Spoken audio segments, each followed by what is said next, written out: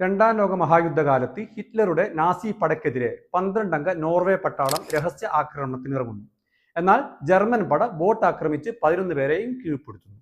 12ാമൻ ജാൻ ബാദർസൂട്ട് രക്ഷപ്പെടുകയാണ്. യഥാർത്ഥ സംഭവങ്ങളെ അടിസ്ഥാനമാക്കി രണ്ടാം ലോക യുദ്ധ പശ്ചാത്തലത്തിൽ എടുത്ത സർവൈവൽ മൂവിയാണ് ദി 12th മാൻ അഥവാ 12ാമൻ. പീറ്റർ സ്കാവലൻ തിരക്കഥ എഴുതിയ സിനിമ ഹറാൾഡ് സ്വാർട്ടാണ് സംവിധാനം ചെയ്തത്. പരിക്കേറ്റ നോർവേ സൈനികൻ ജാനിന്റെ ലക്ഷ്യം നാസി അധീന നോർവേയിൽ നിന്നും ഏത് വിധേനയും സ്വീഡന്റെ അതിർത്തി കടക്കുക എന്നതാണ്. ജർമ്മൻ കമാൻഡർ കുർട്ട് സ്റ്റേജ് ആണ് തിരച്ചിലിന് മുന്നിൽ നിൽക്കുന്നത്.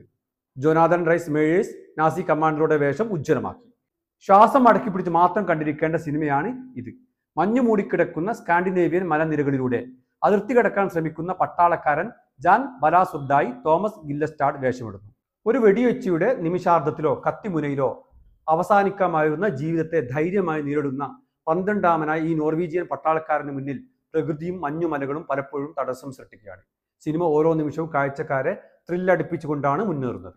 അതിർത്തി കടക്കാനുള്ള ശ്രമത്തിനിടെ പലതവണ അവസാനിച്ചു എന്ന് കരുതിയ പോരാട്ടം ജാൻ ബലാസുർഡ് വീണിടത്തു നിന്നും വീണ്ടും പലവട്ടം തുടങ്ങുകയാണ്. വിശപ്പകറ്റാൻ ഒന്നുമില്ലാതെ ദിവസങ്ങൾ പട്ടിണി കടന്ന് എല്ലും തോലുമായി തണുപ്പിൽ നിന്ന് രക്ഷ തേടാനോ കിടന്നുറങ്ങാനോ മാർഗമില്ലാതെ പഴുപ്പ് കയറിയ കാൽവിരൽ സ്വയം മുറിച്ചു കളഞ്ഞ് ഓടിയും നടന്നും നിരങ്ങിയും 100 കണക്കിന് കിലോമീറ്ററുകൾ പിന്നിട്ട അദ്ദേഹത്തിന്റെ ജീവിതകഥ അത്രമേൽ അവിശ്വസനീയമാണ്. നോർവേയിലെ മഞ്ഞ് പെയ്യുന്ന താഴ്വരകളുടെ ദൃശ്യങ്ങളെല്ലാം അതിമനോഹരമായാണ് ചിത്രീകരിച്ചിരിക്കുന്നത്. അയാളുടെ വേദനയും കണ്ണീരും സന്തോഷവുമെല്ലാം പ്രേക്ഷകനും അനുഭവപ്പെടുന്ന അവസ്ഥ.